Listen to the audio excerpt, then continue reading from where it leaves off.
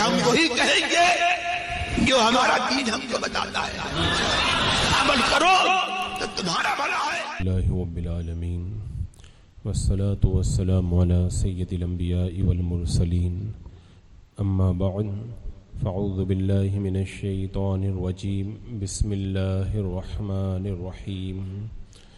ان اللہ وملائکتہ یصلون علی النبی یا ایہا الذین آمنوا صلوا علیہ وسلموا تسلیما۔ اللهم صل على سيدنا وشفينا وحبيبنا ومولانا محمد وبارك وسلم صلاة وسلاما عليك يا رسول الله صلى الله تعالى عليك وسلم۔ وَلَقَدْ آتَيْنَا مُوسَى الْكِتَابَ وَجَعَلْنَا مَعَهُ أَخَاهُ هَارُونَ وَزِيرًا، اور بے شک ہم نے موسیٰ کو کتاب عطا فرمائی اور اس کے بھائی ہارون کو وزیر کیا۔ فَقُلْنَا اذْهَبَا إِلَى الْقَوْمِ الَّذِينَ كَذَّبُوا بِآيَاتِنَا فَدَمَّرْنَاهُمْ تَدْمِيرًا، تو ہم نے فرمایا تم دونوں جاؤ اس قوم کی طرف جس نے ہماری آیتیں جھٹلائیں، پھر ہم نے انہیں تباہ کر کے ہلاک کر دیا۔ پچھلی آیات میں اس بات کا تذکرہ تھا کہ جب کفار و مشرکین نے اللہ کے رسول صلی اللہ تعالیٰ علیہ وسلم کو جھٹلایا تو رب تبارک و تعالیٰ نے اپنے حبیب کی تسلی فرمائی اور ارشاد فرمایا کہ محبوب ہم نے ہر نبی کے لیے دشمن بنا دیے ہیں مجرم قوم میں سے، یعنی جو بھی نبی دنیا کے اندر پیغام حق لے کر کے آیا تو اس نبی کے دشمن ضرور ہوا کرتے ہیں، اور پھر اس کے بارے میں آگے ذکر کیا۔ اب یہاں پہ ارشاد ہو رہا ہے موسیٰ علیہ السلام، ہارون علیہ السلام، ان کو بھی جب ہم نے نبوت سے سرفراز کیا اور ان کو بھی جب ہم نے قوم کی طرف بھیجا تو انہوں نے کیا کیا؟ انہوں نے ماننے سے انکار کر دیا۔ یعنی حضرت موسیٰ علیہ السلام کو اللہ نے تورات عطا فرمائی اور ان کے بھائی ہارون علیہ السلام کو اللہ نے وزیر بنایا اور ان کا معاون و مددگار بنایا، نبوت سے سرفراز کیا اور فرمایا تم دونوں ان لوگوں کی طرف جاؤ جنہوں نے ہماری آیتوں کو جھٹلایا، یعنی فرعون، حامان اور قبطی، اللہ تعالیٰ نے ان کی طرف بھیجا۔ اس آیت میں حضرت موسیٰ علیہ السلام اور حضرت ہارون علیہ السلام دونوں کو قبطیوں کی طرف بھیجنے کا حکم دیا جا رہا ہے، لیکن دوسری صورتوں کے اندر اس بات کا ذکر ہے کہ صرف حضرت موسیٰ علیہ السلام کو فرعون کی طرف بھیجا گیا تھا۔ یہ ایک سوال ہے، اس آیت میں ہے کہ ہم نے دونوں کو بھیجا فرعون کے پاس، اور دوسری آیات میں ہے ہم نے موسیٰ کو بھیجا فرعون کے پاس۔ تو اس کا جواب یہ ہے کہ جب ہر ایک کو قوم فرعون کی طرف جانے کا حکم دیا گیا تو چاہیں تو موسیٰ علیہ السلام کی طرف نسبت کریں، چاہیں تو ہارون علیہ السلام کی طرف، دونوں درست ہے۔ اور یہ بھی ہو سکتا ہے پہلے حضرت موسیٰ علیہ السلام کو حکم ملا، اس کے بعد میں حضرت ہارون علیہ السلام کو حکم ملا۔ تو اب اللہ تعالیٰ نے یہاں پہ ان کا ذکر کیا اور ذکر کر کے یہ بتا دیا کہ اے محبوب یہ جو بیہودہ سوالات کر رہے ہیں یہ کوئی نئی بات نہیں ہے، یہ جو اٹھانگ پٹانگ باتیں پوچھ رہے ہیں یہ کوئی نئی بات نہیں ہے۔ اس سے پہلے موسیٰ علیہ السلام جس قوم کی طرف گئے تھے انہوں نے کیسے بے تکے سوالات کیے تھے، کیسی کیسی فرمائشیں کی تھی، طرح طرح کے اعتراضات کیے تھے۔ تو اے محبوب آپ موسیٰ اور ہارون کے بارے میں دیکھیں کہ ان کی قوم نے کیسے جھٹلایا، کیسے اعتراضات کیے۔ تو یہ کوئی نئی بات نہیں ہے، پرانا طریقہ ہے۔ یہ ہر قوم کی طرف جب نبی بھیجا جاتا ہے تو وہ لوگ اسی طریقے سے اعتراض کرتے ہیں، اور رب نے کیا فرمایا؟ جب انہوں نے جھٹلایا تو فَدَمَّرْنَاهُمْ تَدْمِيرًا، ہم نے انہیں تباہ کر کے ہلاک کر دیا۔ تو اے محبوب یہ جھٹلا رہے ہیں تو ان کا حشر کیسا ہوگا؟ ویسا ہی ہوگا جیسے پہلے والوں کا ہوا۔ پہلے والوں نے جھٹلایا تھا موسیٰ علیہ السلام کی قوم نے، تو اللہ نے ان کو تباہ و برباد کر دیا تھا، وہی دریا کے اندر لے جا کر کے غرق کر دیا تھا۔ تو اے محبوب یہ جو آپ کو جھٹلا رہے ہیں ان کو بھی تباہ کر دیا جائے گا۔ اور پھر بدر کے میدان میں ان پر تباہی پڑی اور یکے بعد دیگر تباہی سے یہ لوگ دوچار ہوتے رہے، اور اللہ نے جن کو توفیق دی وہ ایمان کے دامن میں آ گئے۔ یہ موسیٰ علیہ السلام اور ان دونوں حضرات کا ذکر کیا گیا۔ اب اس کے بعد میں فرمایا وقوم نوح لما كذبوا الرسل اغرقناهم وجعلناهم للناس آية واعتدنا للظالمين عذابا أليما، اور نوح کی قوم کو جب انہوں نے رسولوں کو جھٹلایا ہم نے ان کو ڈبو دیا اور انہیں لوگوں کے لیے نشانی کر دیا اور ہم نے ظالموں کے لیے دردناک عذاب تیار کر رکھا ہے. یعنی ادھر تو موسیٰ علیہ السلام اور ہارون علیہ السلام جن کی طرف گئے تھے ان کا یہ حال ہے, اور بہت پہلے اللہ نے حضرت نوح علیہ السلام کو جب بھیجا تھا تو ان کے ساتھ بھی یہی ہوا تھا. اے محبوب, جو آپ سے سوالات کر رہے ہیں نا, حضرت نوح علیہ السلام کو جب بھیجا گیا وہ لوگ بھی بے تکے بے ہدا بغیر سر پاؤں کے سوالات کرتے تھے وہ لوگ. اور ایک دو دن کی بات نہیں ہے, سال 2 سال 100-200 سال کی بات نہیں ہے, 950 سال تک انہوں نے تنگ کیا, 950 سال تک انہوں نے تنگ کیا.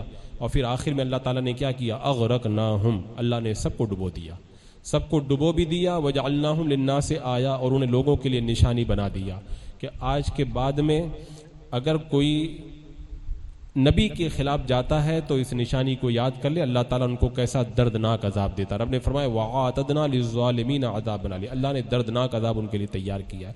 آپ جانتے ہیں کہ جب کوئی انسان تو انسان, ایک جانور بھی جب دیکھتا ہے کہ کوئی جانور تکلیف میں پڑا ہے کسی وجہ سے, تو جانور کو بھی اللہ نے اتنی عقل دی ہے کہ وہ ہوشیار ہو جاتا ہے اور وہ کام نہیں کرتا جس کی وجہ سے دوسرے جانور کو تکلیف پہنچی ہے.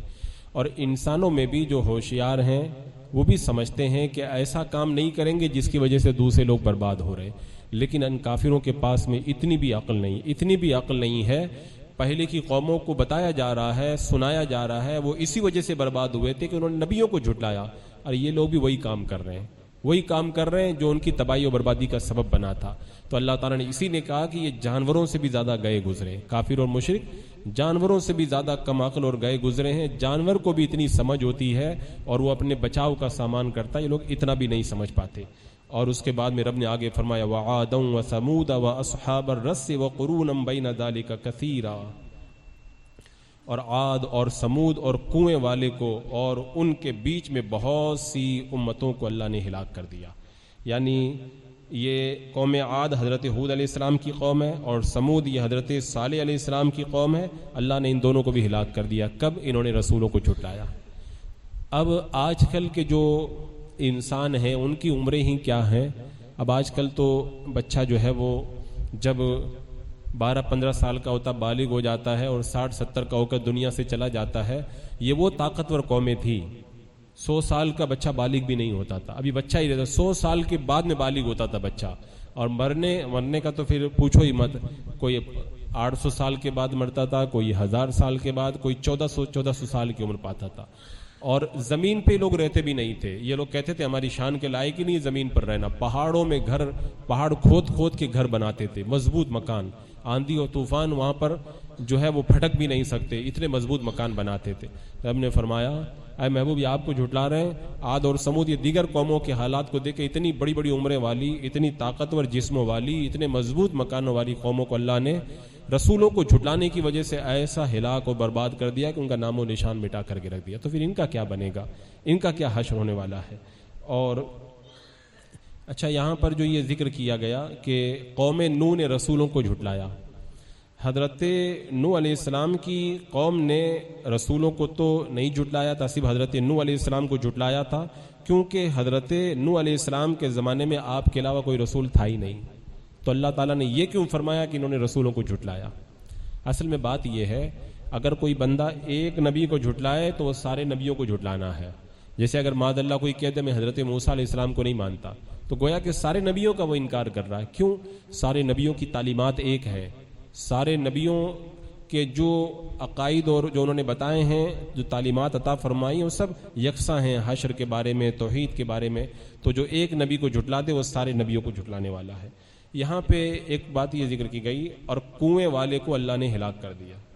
یہ کنویں والے کون ہیں, اس کے بارے میں مفسرین کا بڑا اختلاف ہے کہ کنویں والے ہیں کون. ایک روایت یہ ہے کہ یہ کنواں یمامہ میں ہے, ایک روایت یہ ہے کہ یہ آذربائیجان میں کنواں ہے, اور ایک روایت میں یہ کہ یہ انطاکیہ کا ایک کنواں ہے. اب یہ کنویں والے لوگ کون ہیں, اس کے بارے میں مفسرین کے بہت سارے قول ہیں. ایک روایت حضرت علی رضی اللہ تعالیٰ عنہ سے ہے کہ کنویں والے یہ قوم ہے جو درخت کی عبادت کرتے تھے. یہ لوگ اللہ تعالیٰ نے یعوذہ بن یعقوب کی اولاد میں سے ان کی طرف ایک نبی بھیجا, تو انہوں نے ایک کنواں کھود کر کے اس نبی کو اس کنویں کے اندر گرا دیا تھا. تو تو اللہ تعالیٰ نے پھر اس کے اوپر عذاب نازل کیا تھا قوم پر. یہ انہی کا ذکر ہے. اور سعید بن جبیر نے کہا کہ یہ وہ قوم ہے جس کے نبی کا نام حنظلہ بن صفوان تھا. انہوں نے اپنے نبی کو قتل کر دیا تو اللہ تعالیٰ نے ان کو عذاب بھیج کر کے ہلاک کر دیا. اور حضرت وہب کہتے ہیں یہ قوم کنویں کے پاس رہتی تھی اور یہ لوگ اس کنویں سے پانی لیتے تھے اور اس کے جانور یہیں سے پانی پیتے تھے. یہ لوگ بتوں کی عبادت کرتے تھے. اللہ تعالیٰ نے ان کی طرف حضرت شعیب علیہ السلام کو بھیجا. یہ لوگ اپنی سرکشی سے باز نہیں آئے تو اللہ تعالیٰ نے ان پر عذاب بھیجا کہ کنواں منہدم ہو گیا اور یہ کنویں کے پاس رہتے تھے. سب کے سب ان کے مکانات یہ سب کنویں کے اندر دھسا دیے گئے. تو ان کا اللہ تعالیٰ نے یہاں پر ذکر کیا. ایسے ہی اور بھی بہت ساری روایتیں ہیں. مطلب یہ ہے کہ اللہ تبارک و تعالیٰ نے ان کنویں والوں کو بھی ہلاک کر دیا جب انہوں نے نبیوں کی تعلیمات کا انکار کیا. اب اس کے بعد میں رب نے آگے اور بتایا وَكُلًّا ضَرَبْنَا لَهُ الْأَمْثَالَ وَكُلًّا تَبَّرْنَا تَتْبِيرًا. اور ہم نے سب سے مثالیں بیان فرمائی اور سب کو تباہ کر کے مٹا دیا. یعنی اے محبوب ہم نے جتنی بھی قوموں کا ذکر کیا ساری قوموں پر حجتیں قائم کی گئی, دلائل دیے گئے, نبی آئے, معجزات دکھائے, اللہ کی نشانیاں ان کے سامنے ظاہر کی گئی, بڑی مہلت دی گئی. عذاب ایسے نہیں آتا ہے. ایسا نہیں کہ کسی کو سمجھایا گیا وہ نہیں مانا اللہ کا عذاب آ گیا. عذاب ایسے نہیں آتا. اللہ تعالیٰ سالوں سال تک مہلت عطا فرماتا ہے. ہر قوم کو اللہ نے مہلت عطا فرمائی, دلائل اترے, ان کے سامنے بڑی بڑی مثالیں پیش کی گئی. جب نہیں مانے اور زمانہ گزر گیا تب اللہ تبارک و تعالیٰ نے ان کو تباہ و برباد کیا ہے. اور پھر آخر میں رب نے فرمایا وَلَقَدْ أَتَوْا عَلَى الْقَرْيَةِ الَّتِي أُمْطِرَتْ مَطَرَ السَّوْءِ أَفَلَمْ يَكُونُوا يَرَوْنَهَا بَلْ كَانُوا لَا يَرْجُونَ نُشُورًا. اور ضرور یہ ہو آئے ہیں اس بستی پر جس پر برا برساوا برسا تھا, تو کیا یہ اسے دیکھتے نہ تھے بلکہ انہیں جی اٹھنے کی امید ہی نہیں تھی. آخر میں اللہ تعالیٰ نے یہ ذکر فرمایا کہ یہ جو مکہ کے کافر ہیں یہ حضرت لوط علیہ السلام کی بستی کے بارے میں تو جانتے ہی ہیں. اللہ تعالیٰ نے ان کی بدفعلیوں کی وجہ سے ان پر آسمان سے پتھر برسائے تھے. کیونکہ یہ جو مکہ کے کافر تھے یہ جب سفر میں جاتے تھے تو شام کی طرف تجارت کے اندر قوم لوط کے شہروں کے پاس سے ہو کر کے گزرتے تھے. انہوں نے عذاب کے علامتوں کو دیکھا تھا, ان کے تباہ شدہ مکانات کو دیکھا تھا اور بہت ساری چیزوں کا انہوں نے مشاہدہ کیا. رب نے فرمایا تم لوگ تجارت کے لیے جاتے ہو, قوم لوط پر عذاب آیا تھا اللہ کے نبی کو جھٹلانے کی وجہ سے, ان کی بستیاں تم دیکھ کر کے آئے ہو, تم نے اپنے ماتھے کی آنکھوں سے سب نظارہ کیا ہے, پھر بھی تم نہیں مانتے. یہ بستی جو ہے اس کا نام تھا سدوم. یہ قوم لوط کی 5 بستیاں تھیں جن میں سے ایک سب سے جو چھوٹی بستی ہے وہ برے کام نہیں کرتی تھی. باقی جو 4 بستیاں ہیں وہ برے کاموں میں مبتلا رہتی تھی اور 4 بستیوں کے لوگ مبتلا تھے اس لیے انہوں نے جو ہے وہ اس کے اندر عذاب اور ہلاکت کا وہ لوگ شکار ہوئے. تو رب نے فرمایا کہ یہ سب کچھ دیکھنے کے بعد بھی نہیں مان رہے. اب آخر میں اللہ تعالیٰ نے فیصلہ سنایا. انہوں نے سب دیکھ لیا پھر کیوں نہیں مان رہے, وجہ کیا ہے؟ اللہ تعالیٰ نے وجہ بیان فرمائی. وجہ یہ ہے بل کانوا لا یرجون نشورا, بلکہ انہیں جی اٹھنے کی امید ہی نہیں تھی. یہ جو لوگ نہیں مان رہے نا اس کی وجہ یہ ہے کہ ان کا دوبارہ زندہ ہونے پر ایمان نہیں ہے. اگر دوبارہ زندہ ہونے پر ایمان ہوتا تو یہ لوگ مان جاتے, کیونکہ جب آخرت پر یقین ہی نہیں رکھتے. آپ لوگ دیکھیے کہ ماہرین آثار قدیمہ کھدائی کر رہے ہیں. آپ لوگ اخباروں میں پڑھتے رہتے ہیں آج فلاں علاقے میں کھدائی کی گئی, 1000 سال پرانی بستی نکلی, فلاں علاقے میں کھدائی کی گئی, یہ نکلا وہ نکلا. تو ماہرین جو آثار قدیمہ ہیں کھدائی کرتے ہیں اور پرانے زمانے کے برباد قوموں کے بارے میں ان کو بہت ساری معلومات ہوتی ہیں, پھر بھی وہ لوگ نہیں سدھرتے. کیوں؟ سب کچھ وہ لوگ دیکھتے ہیں, ان کے سامنے ظاہر ہوتا ہے, پھر بھی نہیں سدھرتے. وجہ کیا ہے؟ اس لیے کہ انہیں آخرت پر ایمان نہیں ہے. اگر آخرت پر ایمان ہوتا نا تو وہ لوگ فوراً ایمان لے آتے. کہ یہ بستیاں تباہ کر دی گئی ایمان نہ لانے کی وجہ سے, تو ہمیں فوراً ایمان لانا چاہیے. لیکن جب بندہ آخرت کو نہ مانے تو پھر سب کچھ کر سکتا ہے. اور بندہ اگر آخرت پر ایمان لے آئے نا تو چھوٹے چھوٹے گناہ سے بھی ڈرتا ہے کہ پتہ نہیں میرا کیا بنے گا, اللہ کی بارگاہ میں جب میری پیشی ہوگی تو اللہ تعالیٰ میرا حساب لے گا تو میں اللہ کی بارگاہ میں کیا جواب دوں. یہ بہت مضبوط عقیدہ ہے ہمارا آخرت کا عقیدہ. یہ ہر گناہ سے بچاتا ہے, ہر نیکی کی طرف بڑھاتا ہے. اور اسلام کے علاوہ جو دوسری قومیں وہ برباد کیوں ہیں؟ ان کا آخرت پر ایمان نہیں. وہ کہتے ہیں آج عیش کر لو, کل کس نے دیکھا ہے, تو وہ عیش کرنے میں لگے ہیں اور عذاب ان کو آواز دے رہا ہے. عذاب کے اندر آخر وہ گرفتار کر دیے جائیں. بسم اللہ الرحمن الرحیم. اللهم صل على سيدنا ومولانا محمد وبارك وسلم صلاة وسلام عليك يا رسول الله. یا اللہ یا رحمان یا رحیم العالمین، اپنے محبوبین کے صدقے میں اعمال صالحہ کی توفیق عطا فرما، گناہوں سے مولا نفرت پیدا فرما، ایمان پہ زندگی، ایمانی پر خاتمہ عطا فرما. ربنا تقبل منا انک انت السمیع العلیم وتب علینا انک انت التواب الرحیم. ان اللہ وملائکتہ یصلون علی النبی یا ایھا الذین آمنوا صلوا علیہ وسلموا تسلیما. اللهم صل على سيدنا وشفينا وحبيبنا ومولانا محمد وبارك وسلم صلاة وسلام عليك يا رسول الله. سبحان ربك رب العزة عما يصفون وسلام على المرسلين والحمد لله.